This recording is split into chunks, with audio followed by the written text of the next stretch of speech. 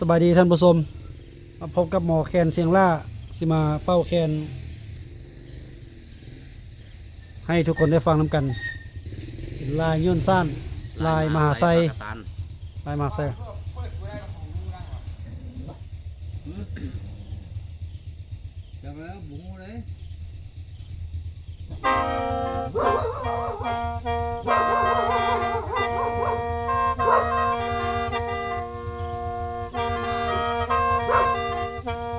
เดี๋ยวเท่านี้ก็เป็นร้อนอย่างน่ะ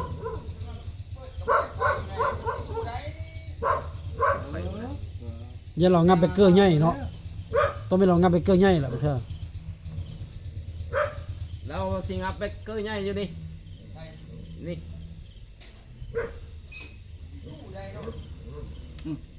ไปหาเศร้าผู้เล่แมนความจริงกระทึกเจ้าขี้เขาไปหาเราอยู่เฮือนแล้วนะโอ้ค่ะบ่เมียเราเข้าไปฮะแล้วก็ขี่รถจักรเว็บเห็นเมียเรามาแล้วมาแล้วไปอีกแล้วมั้ยเนาะโอ้ขาแท้นี่รถบ่มีเลยเดือดฮ้อนก็ประเทศก็ถือความก็เนาะนี่ก็ขาได้เอามือถือโตมาจูเด็กน้อยหรือว่าโดดไปที่เศร้าก็เป็นมาแล้วเนาะอันจุน้อย2คนนึงก็ไปนำว่าไปหมดนะยังเต้นผู้เดียวอยู่กันกับลูกชายเนาะจากนึงเขาเป้าไฟเกลือเป็ดเกลือไก่อันนั้นเราบ่เอาเมียละปะซะให้เอาเมียมาอยู่นะแม่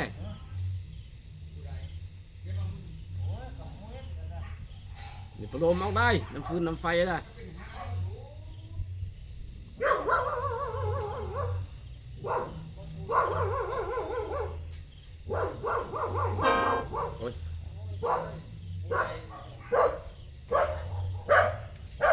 คือสิบ่ได้จักห้องเลยคันบ่ได้เป็นอันนี้เรางับตัวใหญ่นั่นแหละเบิ่งหั่นน่ะงับก็ธรรมดาเลยมาก็เปิดก็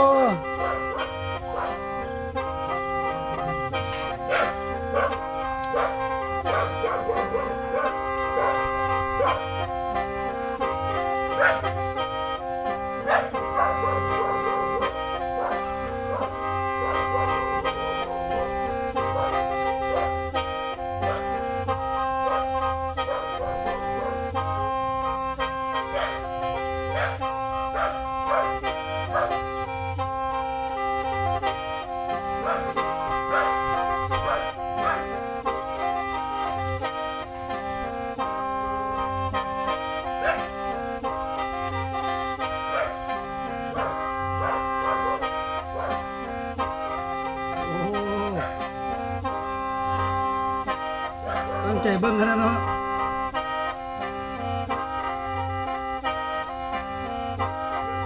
นำส้มให้ได้ไหม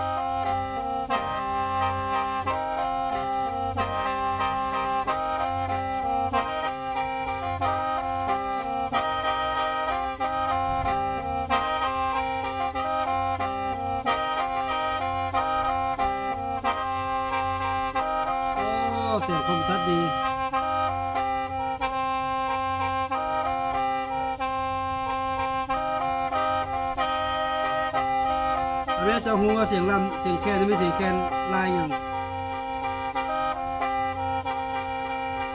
ลายหยังนี่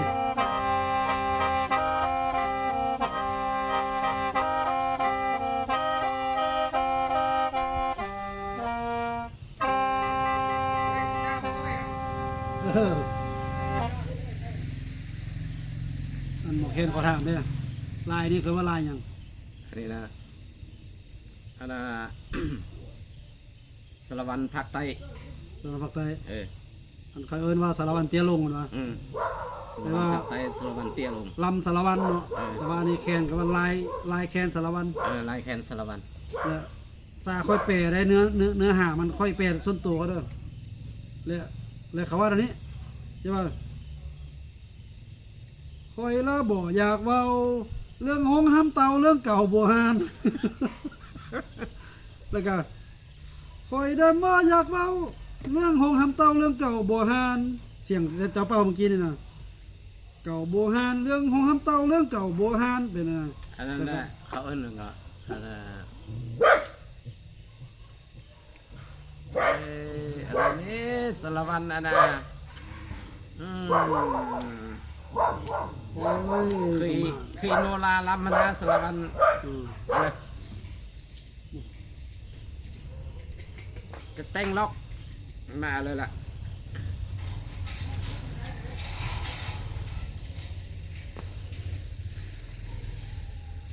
เอาแล้วไล่หูมาเลยก็เลยเอาบอต่อ ไอ้จะอินโนรัมจะมันอินโนราลัมมนาเนี่ย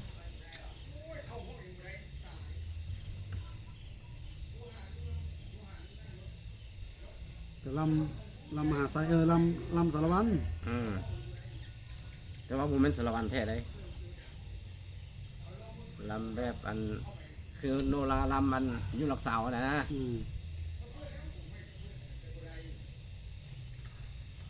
ก็จากมือจากใดเนาะมีรถเอาไปหาเราเนาะโอเคนะพร้อมเนาะ จะมาไปหาอยู่ใส่ใส่ หูอยู่ หูยังวะ ไปหาเราให้เราลำราคาให้จาก2-3ก่อนกินเหล้าบ่มยาต้มไก่ อันนี้เลยเชี่ยวกันมาแต่นั้นน้อยคนไอ้เชี่ยวจ้องเงินได้ ซื้ออย่างเขาลืมแล้ว ซื้อน่ะเขียนพุทธ มื้อนั้นกระมาณนี้ที่บอก เอ๊ะ มื้อนั้นกระมาณนี้ที่บอก บ่อันมืออันมือใครมาลำสกไปก็ เออ เขียนพุทธมาลังใครมาลำสกไปเอ้ย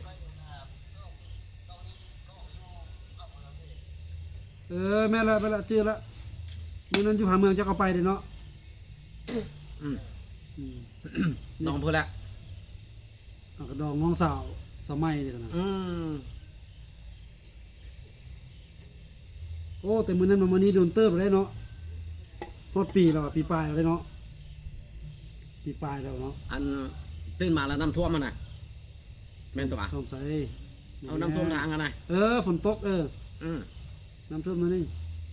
น้ำท่วมทางไล่ ไม่ไล่ขอดมาก็ดิ แม่นละยังมันเป็นเดือนอย่างว่าคือมีฝนตก เดี๋ยวทุกไป โอ้เดือน6เนาะคิดว่ามันยามออกพรรษานี่ ไกเดือน6เดือน7เดือน8เดือน9เดือน6ฝนตกไม่เด้ฝนตกไม่อันนั้นน้ำท่วมคลองดิ ว่าไทยเงินไปก็เลยไม่ว่าเลยเจ้าผู้เดียวอ่ะโอ้นอนมาแล้วเนาะ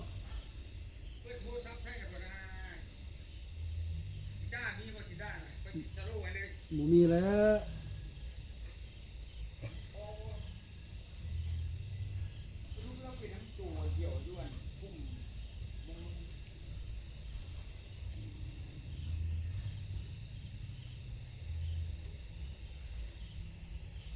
โอ้ ไปหาเจ้าสมาเปิดเธอก็ได้ เมื่อกี้สมัครเปิดให้ปะ บอกสมาเปิดให้ปะจังว่าสมาเปิดให้บอกสมาเปิดให้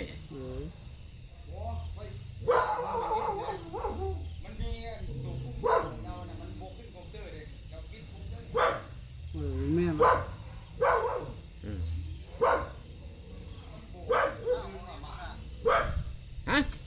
กี่บ่หนาวบ่นี้ยังได้โอ้เจ้าหนาวว่ะคือนุ่งเสื้อกันหนาวอยู่เนาะ หนาววะอยู่บ้านหนาววะโอ้ ใช่ว่าหนาวแล้วเนาะยามนี้แม่เราก็เดือน11เลยเดือน11ของลมตองแล้วบัดนี้ผู้บ่าวผู้สาวก็เตรียมเอากันละ เดี๋ยวไปก่อน เปิดก่อน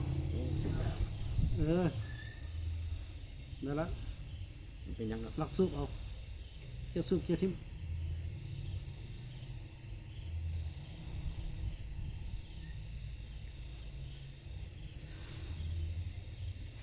เอาขอโทษเด้อ YouTube เด้อเมื่อกี้มีการเป้าสูบอย่าสูบหน่อยนึงอนุญาตให้เด้อ คือได้คนต่างประเทศเห็นว้าว แล้วบันทึกบล็อกอีกว่าปาน Facebook ที่บล็อกอะไรนี่ลงกับไทยบางก้ออยู่ท่านผู้ชมเอ้ยแบบนี้ผู้ใดอยู่บางก้อก็กดไลค์กดคอมเมนต์มาหาเด้อไอ้เคนพุทธเขาแก้เคนพุทธไทยบางก้อนี่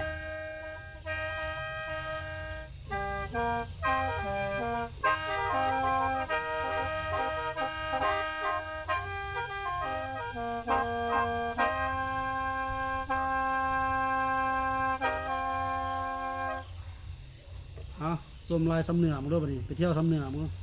ไปเที่ยวเมืองหัวเมืองก่อน บ่ไปเที่ยวอันนั้นได้สมัยสงคราม อ่าน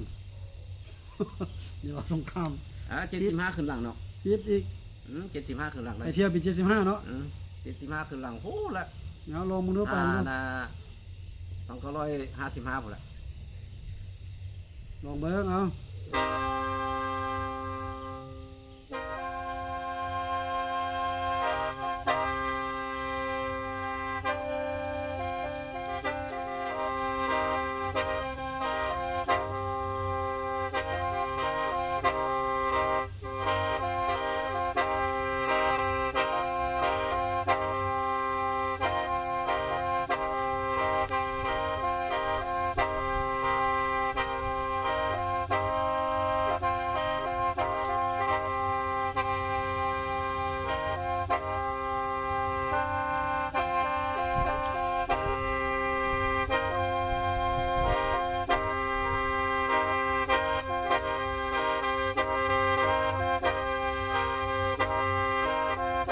อันนี้เขาเอิ้นว่าลำเฮียงห้องเด้เฮียงห้องเอานะคนลาวคนที่ว่าหนี่สงครามไปต่างประเทศ เลยเอินกลับขึ้นมา ให้เอิ้นกลับคืนมาสร้างสาพัฒนาประเทศลาวเวลานั้น75ขึ้นหลัง เอาสิซะตัวนั้นบอกซะมันสงครามอะเป็นตะยานพวก ว่า เอายอกผู้สาวซะ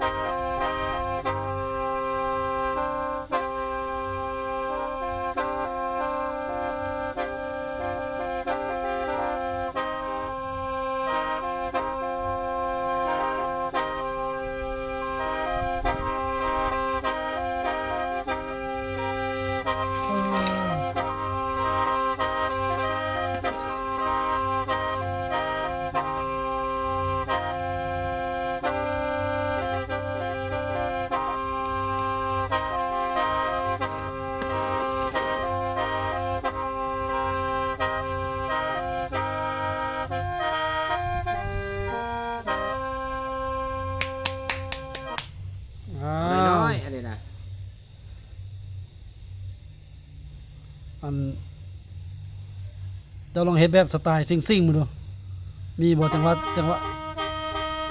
อันนี้จังหวะซึ้งเอาลายสำเหนือก่อนซะฝากมาให้ผู้สาวไปละผู้ ภาษาเมืองซ่อนบ่ละคือเก่าหั่นละภาษาเมืองซ่อนเมืองหัวเมือง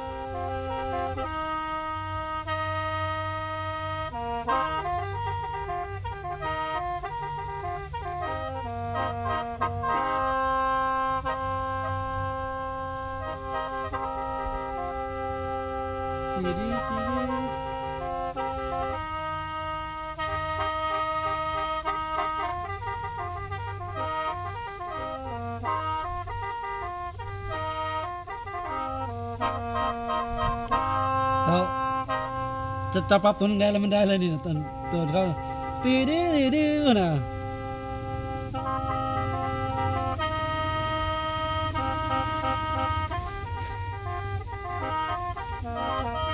มันยังแต่ขี้นั่นแหละ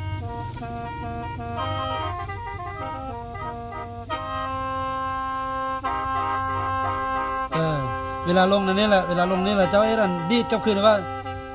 ดิวดิวดิวดิวน่ะ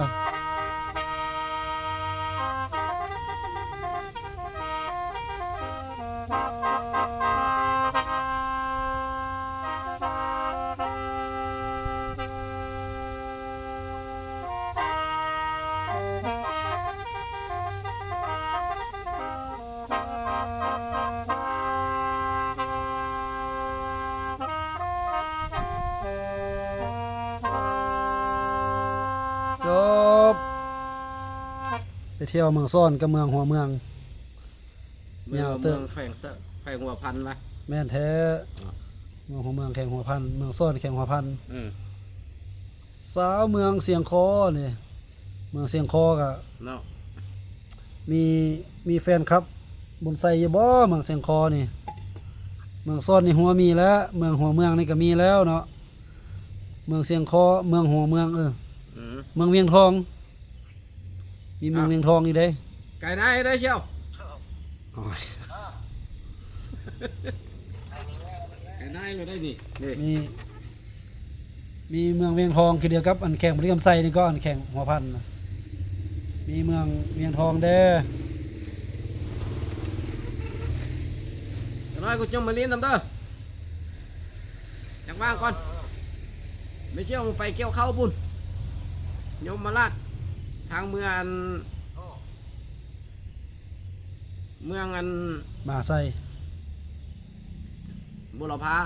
บุรพาวะ บุรพา จักผู้สาวบุรพาก็ ฮะบ้านไม่เท่าก็บ้านพอเท่า เพิ่นว่าเมื่อเอาเข้าวมากินเมื่อเกี่ยวข้าว ไม่เท่าเราละเมื่อเมืองเราแล้ว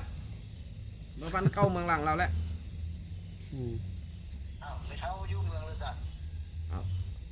เราเท่าเรากะอยู่เราตั้งหักเลยแยกเดียวอยู่เลย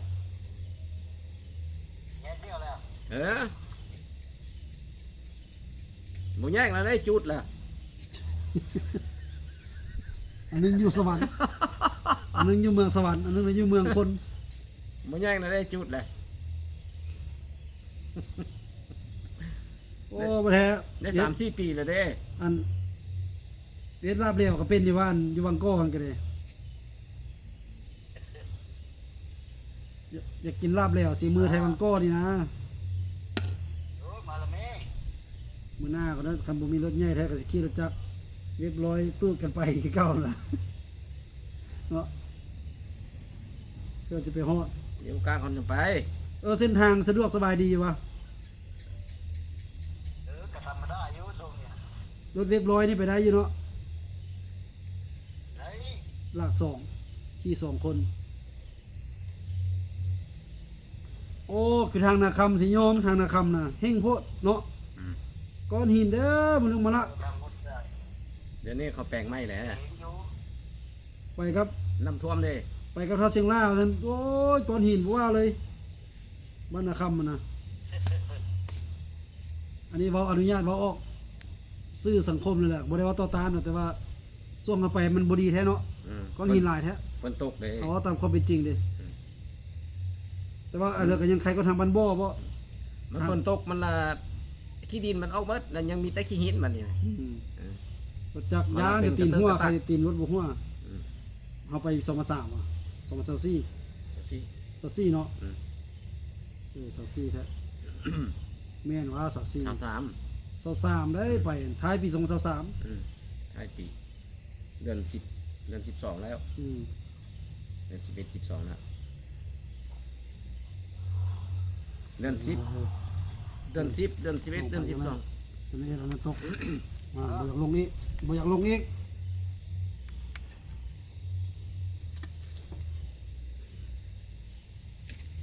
เดือน10เดือน11 12นะเขาแปลงทางบ่ทันได้แปลงทางเลย บ่ได้แล้วจะลองเฮ็ดเอทีนี่บ่เลยคือเอาน่ะสำเร็จแต่ว่าอันเฮ็ดแต่ข้อเดียวน่ะตีดีดีดิวน่ะตีดีดีดิวดีดีดีดีดีแล้วก็ลองมึงนะจะลองจับจะเดาๆนะติวดิวดิวครับผมว่าโน้ตมันว่าต้องเป็นเสียงสูงได้เสียงสูงได้ตีดีตีดีนะบ่ตีสูงกันนั้นสูงกันนั้นด้วยเสียงอันที่ว่าเลือกจำแห้งนะ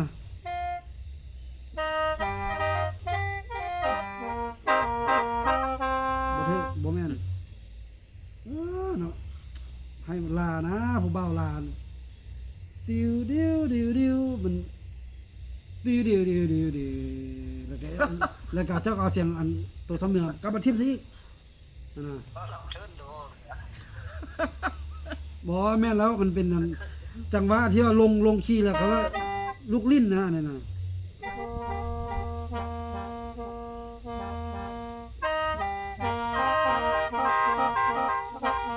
สูงๆนี่แหละแต่ว่าบ่อันนั้นจะรัวแล้วเสียงนี้แหละ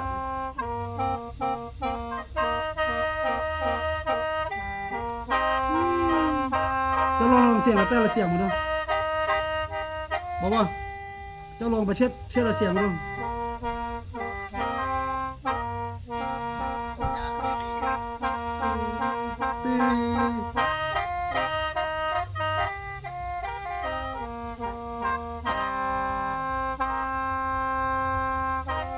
เขาว่าแค่นี้ก็ได้คือกันนะหรือว่าต้องเป็นแค่สำเนียงกันวะ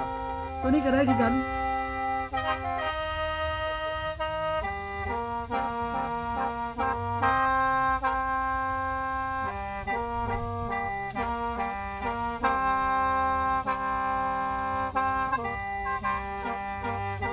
บ่เถอะ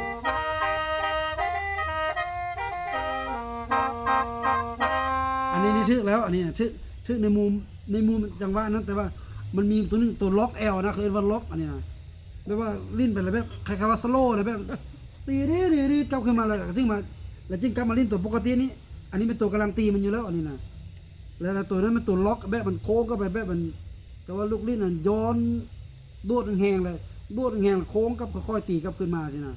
เอาก็อธิบายกับบุ้งครั้งเนาะ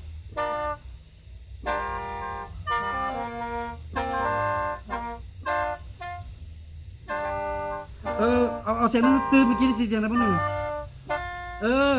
นี่เสียงนั่นแหละถึงแล้วเสียงนี่ตื่นนะ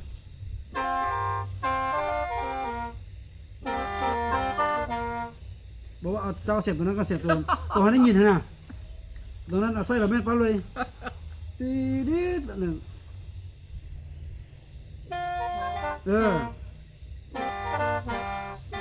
แต่ว่ามันธรรมดาสูงกันอีกนะชื่ออะไรเสียงตัวเองแต่มันนิ้วนั้นพุ่นละประมาณนิ้วนั้นเอาละบอกว่าบ่ได้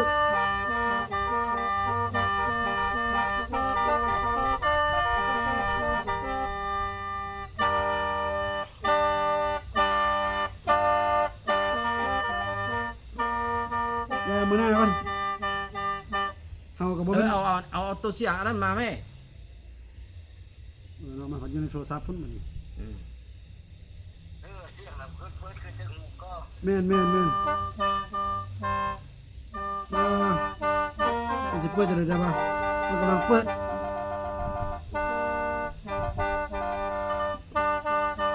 เบิ่งโอ้บ่สิได้เหมาะโทรศัพท์เจ้าก่อนเลยเนาะเฮ็ดจะได้จิ้ม เอามานะซะ มื้อหน้าเขาบ่ได้ยิงกันเนาะมื้อหน้ากับมื้อหน้าซะ มาเลยเอากลับมารวมละขอบใจหลายๆเด้อ ไป เอาสิเปิดตัวนี้ให้เจ้าเบิ่งโอ้ยเจ้าต้องได้เลยมื้อนี้ได้มื้อนี้ล่ะเสียงตัวนี้น่ะดีเด้อ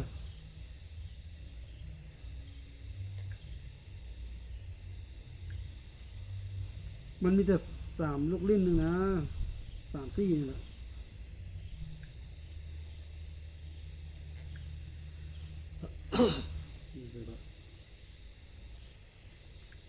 ตัวอันผู้ชายที่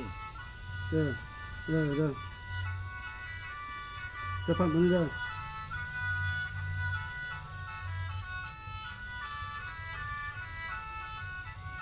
เตรียมเด้อเฮ้ย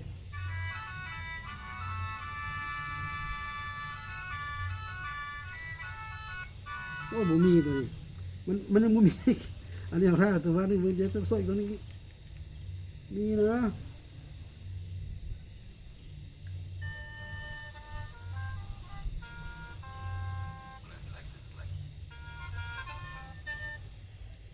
เดี๋ยวใจเย็น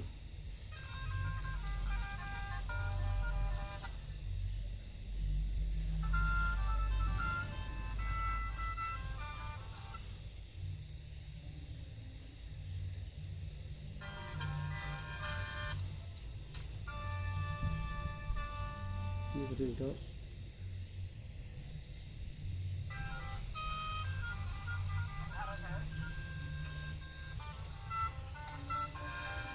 เดี๋ยวแม่เนาะ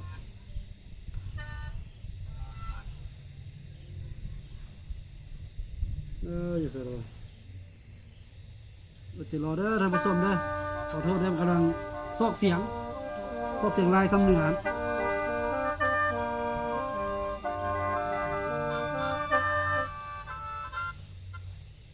ของเจ้าเอาของเท้าล่านะ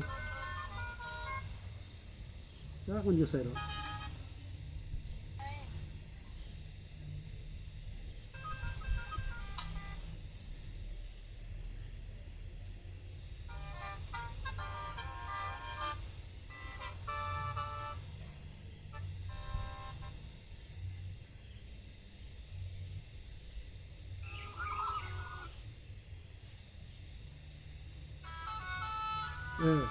ตัวนี้ละ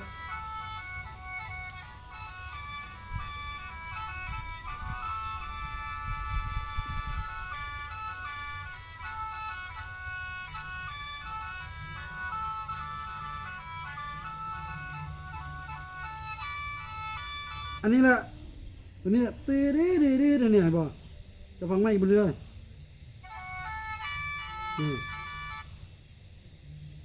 เจ้าเสียงขี้แล้วเนี่ยเจ้าเป้านี่เสียงนี้ละ เสียงขี้น้อย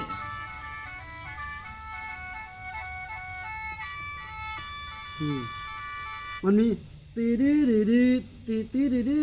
เป็นเสียงนักเสียงเบาสินะมันมีสองเสียงอันแต่ว่าเขาสิโยนไปนี่นะลองมาดูมาฟังบ้างนี่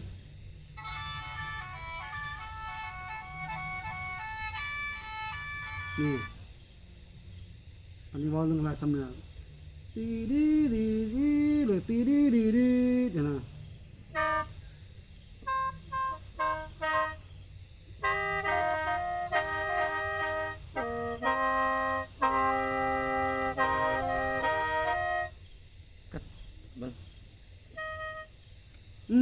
นี่แหละเสียงนั้นแหละตืดเมื่อกี้ คือแล้วเสียงนั้นน่ะ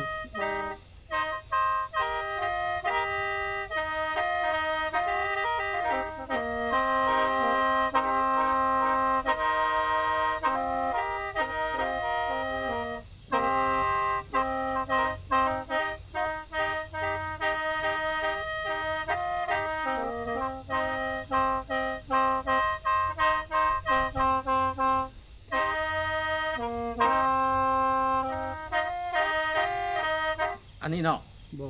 บ่คือว่า เอามาฟังอีกบ้างนึงฟังอีก3 รอบก่อนนี่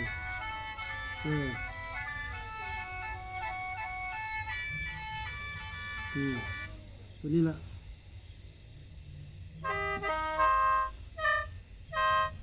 ลูกนี่ครับเขาละแค่น้อยเนาะ ประมาณนั้นละเกือบแม่นน่ะเฮาก็ว่าแค่นี้ก็มีส่วนหนึงเด้ โอ้ก็แม่นแล้วเนาะ แค่นี้บางเทื่อยังมีส่วนหนึงแค่นเกี่ยวกับมันเป้าแบบมันลายตัวนี้น่ะ และแคนแปดนี่อันมันนั้นบางลามันก็ยังว่าอันแคนจะสิไปเป้าแบบใดมันว่าน่ะเราว่าจะว่าจังซั่นเฮาก็ว่า บางเทื่อเขาสร้างแคนเจ็ด แล้วสมมุติจะไปเป้าลำร่องลำเอ้ยนี่มันต้องได้เบิ่งสรรหาแคนตอนนั้นนี่ มันแคนต่างหาก แล้วบ่ฮู้ทางผสมมีคำเห็นอะไรก็ส่งข้าวมาบอกกันแน่แต่เฮาคิดว่าจังซั่นเนาะบางเทื่อลายสำเนียงนี่มันเขาจะเลือกแคนตัวนึงแต่แบบเป็นสไตล์เท่านั้น คือเดียวอันอีหยังก็ว่ามันน่ะอันนี้นะเอามานั่งว่าอยู่นี่นะว่าอันสร้างแคนเป้าสำเนือเฉพาะน่ะเด้ แม่นล่ะ เด้ สิประมาณนั้นล่ะ เขาสิส่งมาให้น่ะตะลุงก็ล้านห้ามาล้านห้าได้สบายน่ะเอาผู้เนาะทำผู้น่ะเด้ นี่ก็ฟังไม่เสียงมันจะตื้อไปเลยนะ ก็แม่นแล้วเนาะเขาจะเอาแคนทั่วไปเนี่ยบ่ได้ นี่ประมาณนี้แหละแล้วมันก็กลับโค้งไปโค้งมาคือเก่าหั่นล่ะให้เจ้าได้เสียงกว่านี้นะขณะตัวนี้นี่ปั๊บเลยนี่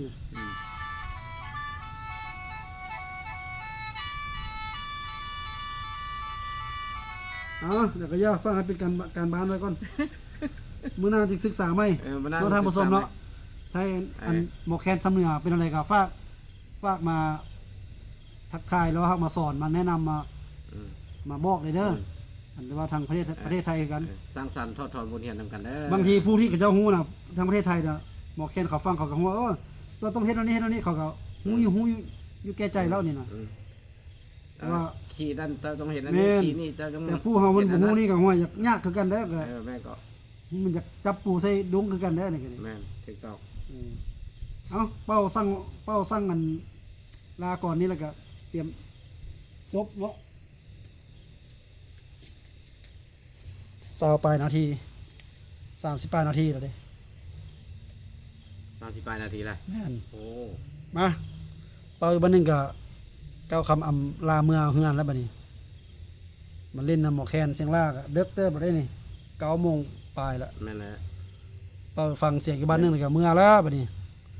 เข้าก็กินละปลาเพิ่นก็ปิ้งมาให้กินละ